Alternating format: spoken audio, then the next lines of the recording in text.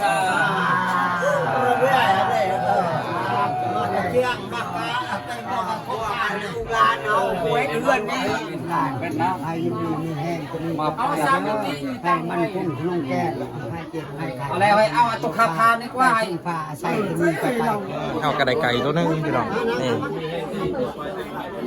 แขนเนาะบ่เป็นเบาบ่เป็นยังแม่มาบ่เป็นถูกปลา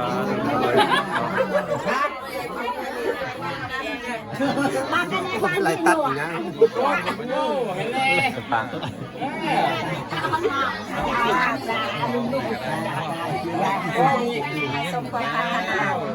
ไอ้สดเด้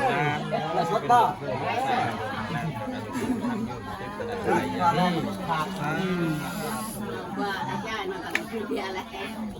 ว่าที่ไหนมันน่ะไอเลี้ยงน้องเลี้ยงน้ำกันเละเทะไปเลยเฮานี่บ้านนี่ไม่เป็นไรตัดคลิปบ้านลำด้วยนี่บ้านในห้องนี่เราแน่ๆนับมือสิใหญ่ไปเด้อให้พ่อให้แม่ได้งาใส่เด้อพ่อแตกกันเชื่อบ้านนี่หากันให้ทนน้ำกันเด้อในบ้านก็มาห่วงในขาก็มาห่วงหลังจากเขาปลูกแขนผู้เฒ่าผู้แก่แล้วก็ตะก้องเพื่อนเขากัดจะได้มาเก็บภาพบรรยากาศให้พ่อแม่พี่น้องเบิ่งหอมๆก่อนเนาะพี่น้องเนาะตอนนี้ก็ทั้งทีมงานก็ทยอยปลูกแขนเพิ่นเกือบครบแล้วเนาะพี่น้องเก็บภาพบรรยากาศให้พี่น้องเบิ่งเนาะทั้งนี้เนาะ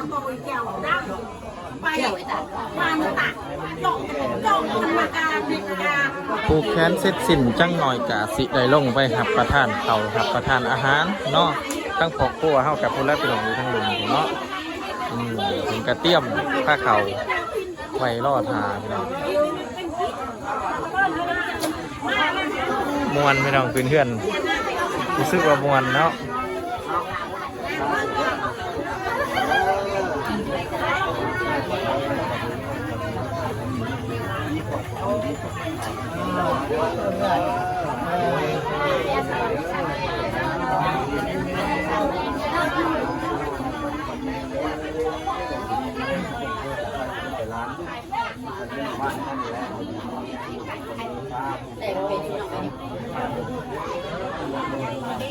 วันนี้ทั้งเบาลากับเบาสัญญาที่เมืองส้นเพิ่นกำลังทยอยเขาไปปลูกแขนเนาะพี่น้องเนาะ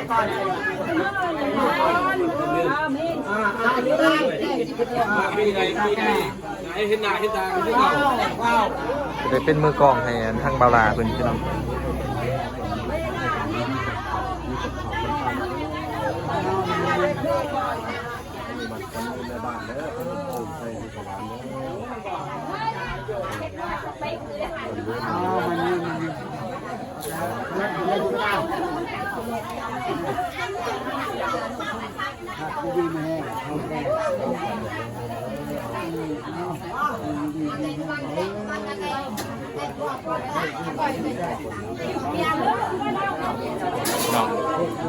ถ้าคงพักฟัน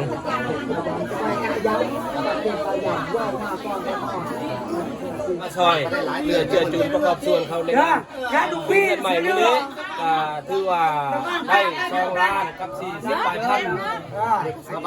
ชาวบ้านมาซอย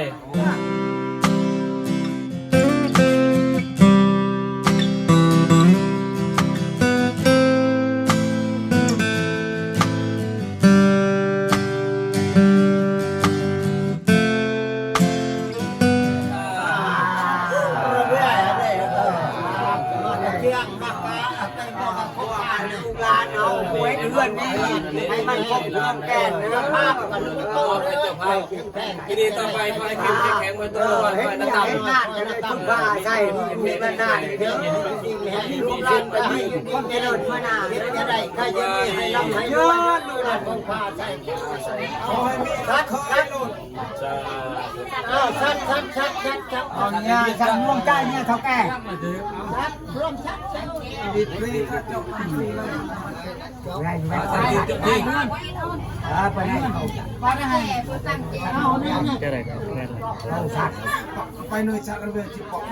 แกไปสิผูกแขนเนาะตอนนี้ก็ได้ มาcái chặt về không chặt về chặt về đâu này tiếp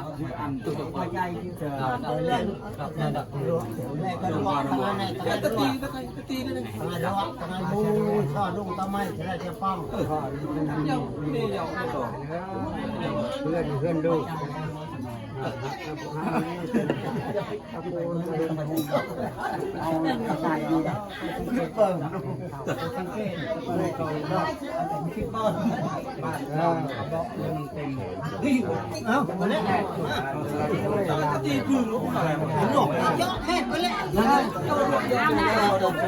เริ่มจากเบาพรเนาะพี่น้องจะผูกแขนเบาพรเนาะแล้วเท่าแก่เป็นคนแรกเนาะ บ่ได้กดมันมี นี่ประเดี๋ยวมันอ่ะ เป็นเอาผ่านมาหรือว่าเอาแค่ผ่านมาเนาะ มาได้มีอะไรจะนะครับเลยให้ดีๆมาแห้ง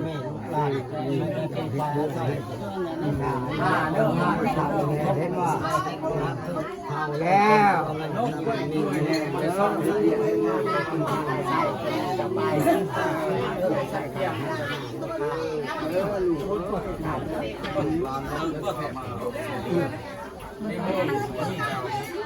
เจ้าเรียกต่างให้มิตรพูดข้าวก้อนข้าวก้อนข้าวก้อนข้าวก้อนคอตั้งมาได้ ต่อไปก็ให้ซอยที่สู้อีกยังมีหลายครอบครัว แต่คุณตาภาษาอยู่หลานเลยมันให้เงินภาษาให้ได้เงินได้คำได้รถได้มันนี่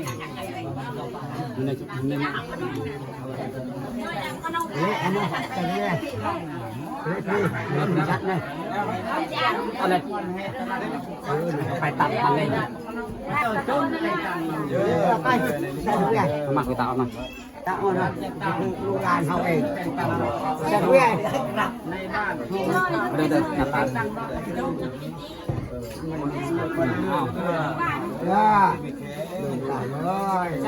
เจ้าเฮ็ดให้เฮ็ดนี้เอาไปเลยเด้อทางเขาเป็นผู้ชาเป็นหลานเป็นน้องให้ดีมีแห้งจะมีเอาสามมิติให้มันคุ้มนุ่งแก้ให้เจ็บให้ไข้อะไรไว้เอาตุกคาพานี่ว่าให้ฟ้าใส่มีกระต่ายพร้อมพร้อมโอ้ยเข้าห้ามได้อ๋อแบบชายเยี่ยมขึ้นไหมบ้างนี่นะพ่อนี่ขึ้นไง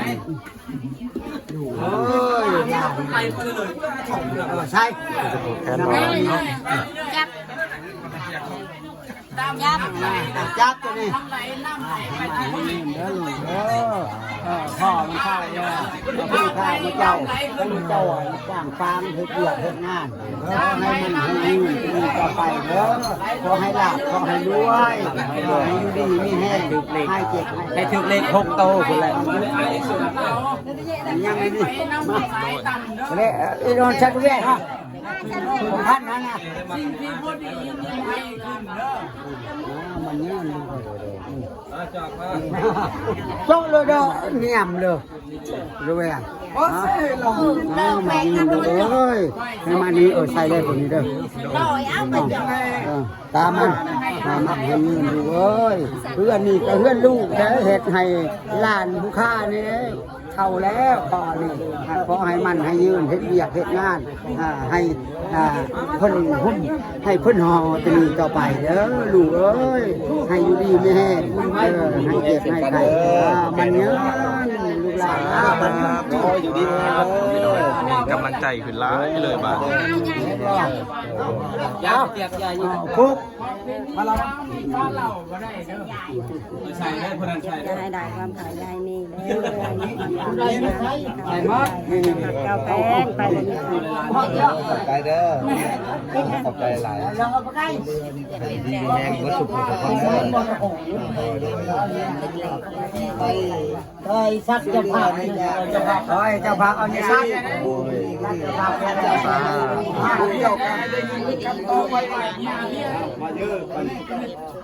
ร้านเนาะ เล็กแค่ไหน ไม่โดยซา เ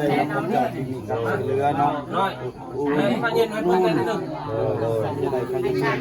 ทั้งแก่มันก็ได้ผูกแขนทีมงานเนาะเกือบครบเนาะ เอาคนนี้เล่าหนึ่ง ต้องมีทาง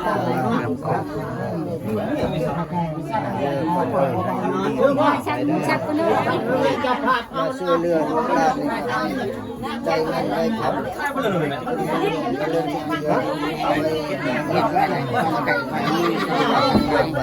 มีแต่ความสุขกายสบายใจเด้อ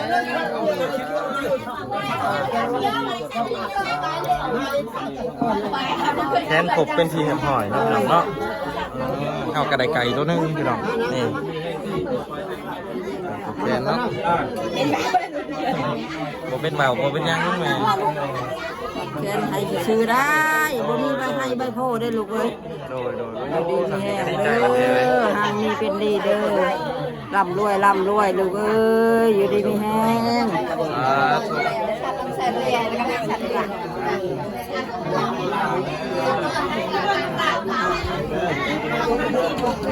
มีปลากันถูกเลย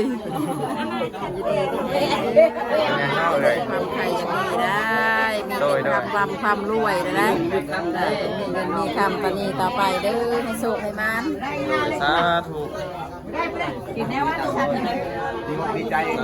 งินทุกล้านนี่แหละเฮ้ย ดีใจ สาธุพี่น้องทุกคนเบาลาหน่อยอยู่ทางหลังคนเดียวพี่น้อง ร้านนี้ทางล่าง ทางหลังนี่ก็อันเต็มเลยพี่น้องบรรยากาศพี่น้องเนาะ ขันไปยากดีมุกดีใจหลายเด้อความดีดีคนเลยไปเด้อให้ลำให้รวยให้ถึกเล็กทุกโตและให้ลำให้รวยตัวนั้น โดย cho này sai cái việc ดีมุกดีใจหลาย đây cái kia dạ này vườn sạch cái sạch này คือดีเรากดไลค์หน่อย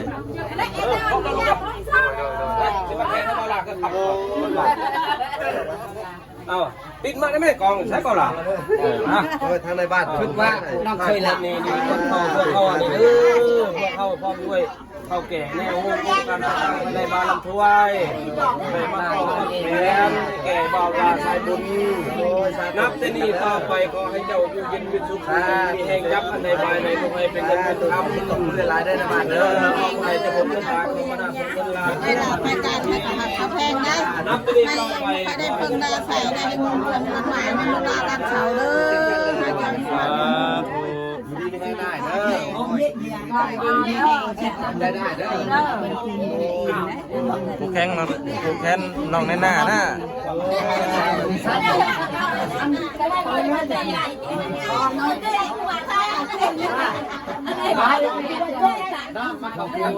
ขั้นตั้งหน้าตัวตัวเบียด โอ้ทางเจ้าบ่าวขึ้นมาเลยพี่น้องเจ้าบ่าวได้ไหมไอดอนคนขยันเข้าเจ้าบ่าวขึ้นมาเลยพี่น้อง เลยว่าหัน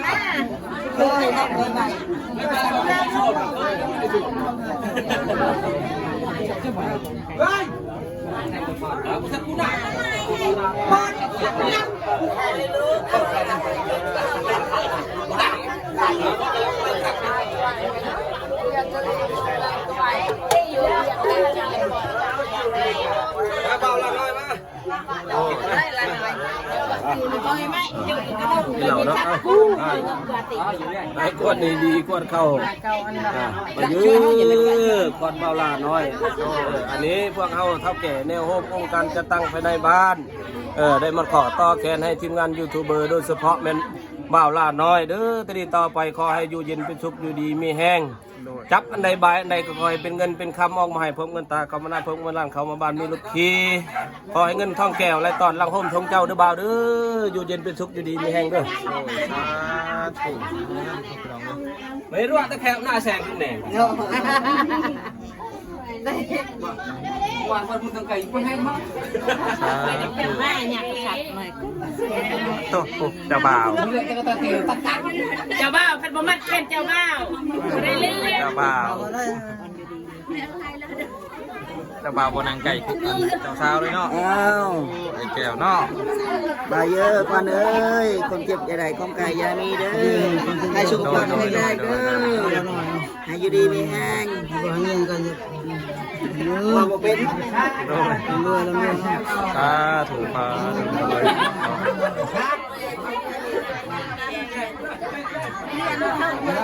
ตายกับตายมันคักๆในเด้อเราได้ตาเดียว ฝ่ายชายอันนี้ก็เจ็บจ้าไม่ได้ ไก่จับโตผู้ประจับผู้ละโตผู้ละโตจับเราแล้ว ไก่จะพุ่งโอ้ยจ้า อันนี้ของเฮาพี่น้อง อันนี้ก็จับไว้ แม่นของเฮาแล้วอยากเชียร์ได้เด้อ ย้อนเสียแต่นั่นแหละ อยากเชียร์เนาะเฮาก็หักซาพี่น้องเอ้ยจังหน่อยเพิ่นสิแกะข้างให้เบิ่งบ่ว่าสิเป็นจังได๋ล่ะป้าแต่ว่าผู้แค่นั้นป้าสัญญาเนาะ đây nằm cười lệ cười sai mẹ chào chụp thoại chào sau đây cái đồ của sai gì á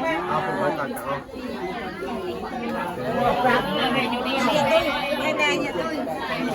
ให้มีลูกมีเต้า ด้านเดินมาได้ลูกไม่เต้ามาเปลี่ยนชั้นเรื่องไม่ชั้นอันนั้น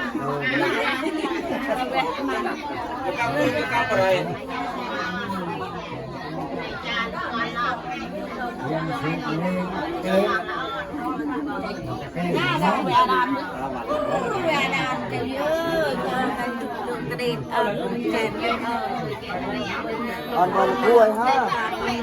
và cái con là đồ mình là mình chuối tên thế đâu mà lại nhà đó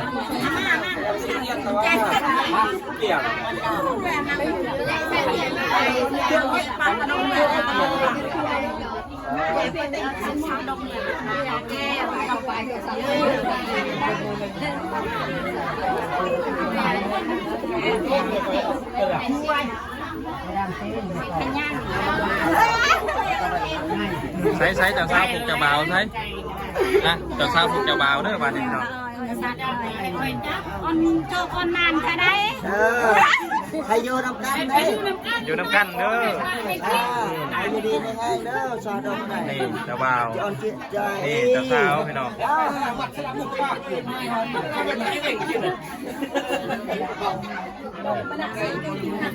มีแห้งในอันนี้คู่เป็นสีนึงคู่ในกันได้มือนี่แหละให้ได้มือนี่ ใช้เงินบ่หลายมันบ่จะได้บ่ได้ มีคือกันได้เป็นคู่ได้มือนี่ก็ได้ได้อยู่ดีมีแห้งมีคนมีคนมึงเขาให้กินสักเครื่อง sao cái chuyện mà สักแต่เครื่องบ้านั่นต่างหากอีสุ อื่นมาใช้ปลาอื่นมา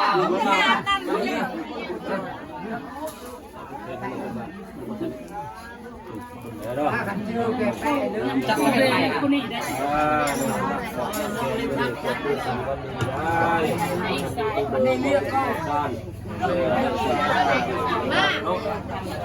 นี่รับตรีเข้าไปรอให้จบ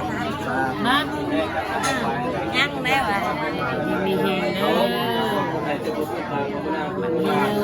ไปข้างในกับพอให้จะพบเป็นเงินเป็นทองเงินเสียเงินทองหลายเด้อ cô ơi vì ai chào cao on nào vậy đấy ผมกู้เชื่อแล้ว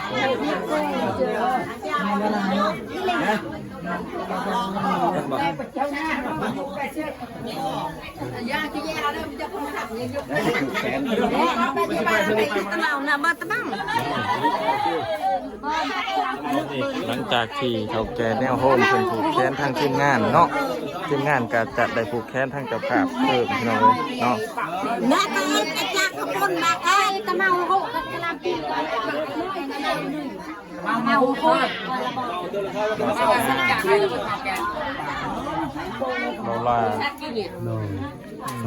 สวัสดีเด้อเอาสิได้ผูกแขนทั้งงานแม่เพิ่นเนาะ สิได้ผูกแขนผูกคอ เฒ่าแก่พ่อเนาะ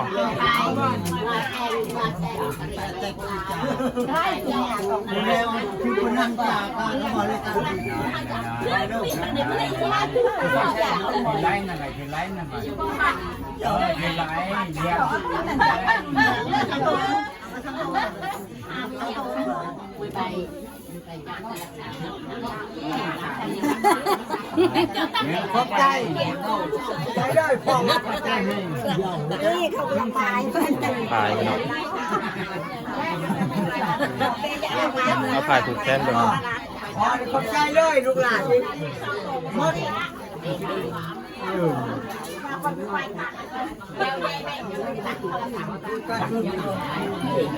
เราเลือกจุก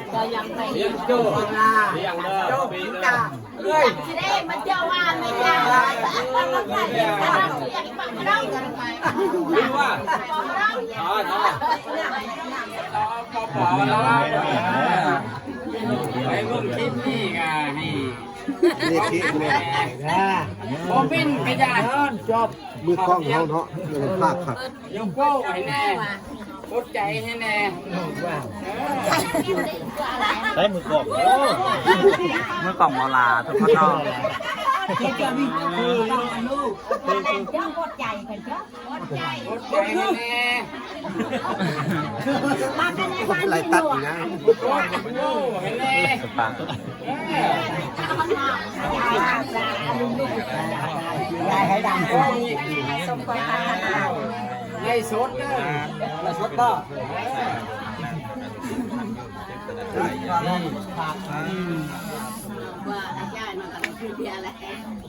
ว่าที่ไหนมันนาไอเลี้ยงน้องเลี้ยงน้ำกันเนอะ เละเทะไปเลยเรา นี่ทานนี่ แต่เป็นไรตัดคลิป บ้านลำด้วยนี่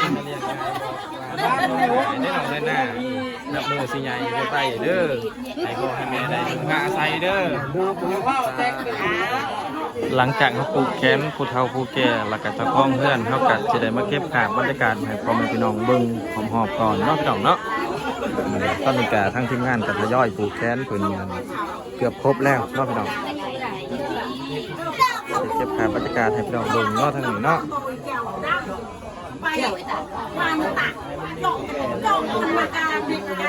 ผูกแขนเสร็จสิ้นจังหน่อยกะสิได้ลงไปหับประทานเขาหับประทานอาหารเนาะ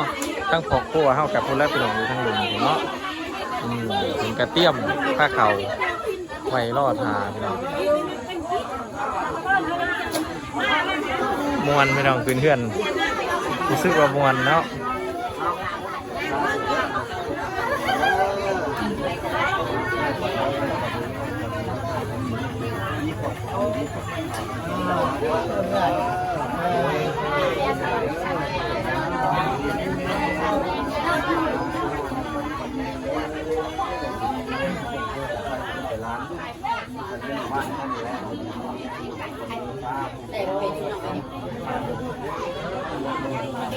วันนี้ทั้งเบาลากับเบาสัญญาที่เมืองส้นเพิ่นกากำลังทยอยเขาไปปลูกแขนเนาะพี่น้องเนาะ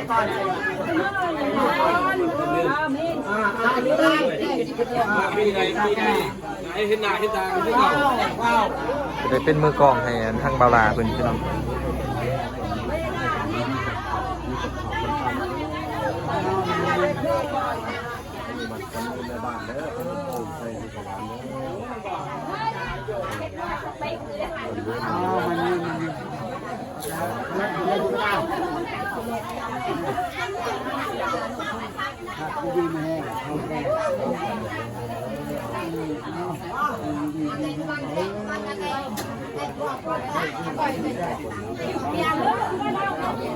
เนาะ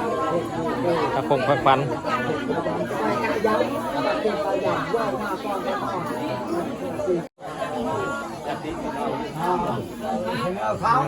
พี่น้องเลยเนาะตอนนี้จำนวนเงินมาซอยเรือเพื่อนลังใหม่ของแม่คำต้าเนาะที่ชาวบ้านทยอยกันมาซอยรวมทั้งหมด2,400,000 กว่ากีบเนาะน่าจะประมาณ2,400,000 กีบแล้วพี่น้องเลย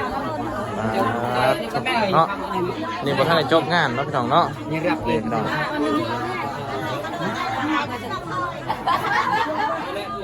ก็ถือว่ายังบ่ทันได้จบงานเนาะพี่น้องเนาะก็น่าจะมีผู้มาประกอบส่วนอีกเรื่อยๆเนาะพี่น้อง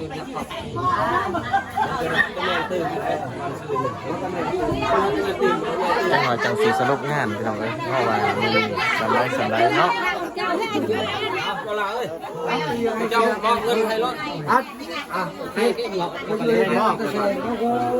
ทางทีมงานแสดงมอบเงินได้พี่น้องกันเนาะ นี่ก็คือว่าบอกเงินมอบคำให้น้องให้ลุงให้ลูกให้หลานผู้ที่เจ้าพาเพิ่นเด้อทั้งบ้านทั้งเมืองทั้งพี่ทั้งน้องเพิ่นมาซอยเพื่อเจือจุนประกอบส่วนเขาในงานปีใหม่นี้ก็ถือว่าได้2 ล้านกับ40 บาทพันชาวบ้านมาซอย สาวบ้านเลยน้อง ได้เข้าตัวนั้นนี่จะมันเงิน อันนี้ก็ถือว่าได้มอบเป็นทางการ ดีใจนำเด้อมือฉันมันดีกว่าเด้อ ไม่ดี ให้มันให้ยอดให้ลาไปด้วยพระบาติกาที่ให้ทุกคนเรียกว่าให้ทั้งเมตตากับน้องและนาเด้อขอบคุณผู้ใหญ่เด้อผู้ที่ช่วยนั้นจะอ่านและสื่อเด้อ คือว่าเสร็จสิ้นเป็นที่เรียบร้อยพี่น้องเอ้ยเนาะก็คือทางเฮาก็ได้ผูกแขนแม่คำตาแล้วก็ผูกแขนน้องแน่นหน้าแล้วก็ผูกแขนทั้งผู้เฒ่าผู้แก่เฒ่าแก่แนวโฮมเพิ่นเนาะคือว่าผู้ใหญ่ที่เป็นภาพในงานนี่แหละพี่น้องเอ้ยเนาะถือว่าได้ผูกแขนเสร็จสิ้นเป็นที่เรียบร้อยพี่น้องป้าทุกคนนั่นมาอบอุ่นแห้งพี่น้องเอ้ยเนาะก็ถือว่าขอบใจทางผู้ใหญ่ใจดีเพิ่นเนาะบ่ว่าสิอยู่ในประเทศไทยหรือว่าต่างประเทศเนาะหรือว่าประเทศอยู่ไสก็อย่าพี่น้องเอ้ยเนาะที่มีส่วนประกอบเล็กๆน้อยๆหรือว่าใหญ่ล่วงก็ตามนะพี่น้องเนาะแต่ได้ก็ขอบใจทางผู้ใหญ่ใจดีเพิ่นทุกท่านพี่น้องเนาะโอ้คันบ่มีผู้ใหญ่ใจดีกันเบิ่งแย่งแม่เพิ่นบ่ฮอดพี่น้องเอ้ยเนาะอาจจะได้เนี้ยนอนอยู่ในกระต๊อบฝนตกกับหัวพี่น้องเนาะก็มีการเป็นซอยเรือกันหลายพี่น้องเลยเนาะทางสาบานได้กะขอบใจผู้ใหญ่ใจดีเด้อเนาะเข้ากะให้พรผู้ใหญ่ใจดีบอกคอยเป็นพี่น้องเอ้ยเนาะจะได้การขอโทษขออภัยทางผู้ใหญ่ใจดีเพิ่นเนาะได้กะขอบใจเนาะขอบคุณจากใจกับว่าแม่นเอาเลยบรรยากาศแบบนี้เราอาจจะได้หาเบิ่งยากตื่นได้พี่น้องเนาะเพราะว่ากว่าสิได้เฮือนหลังหนึ่งเนี่ยโอ้ยากพี่น้องเพิ่นกระจุดบ่ว่างเนาะตั้งแต่เมื่อคืนจักได้นอนหรือบ่เนาะทั้งเฮากับพุ่นและไปพักผ่อนอยู่พุ่นทั้งเฮากับแทบจะบ่ได้นอนคือกันพี่น้องเลยเนาะเมื่อก็ตัดคลิปกว่าสิได้นอนมาตั้งแต่6 โมงพี่น้องเลยเนาะทีมงานเท่ากันกำลังยืนอยู่พูดอะไรพี่น้องเลยเนาะ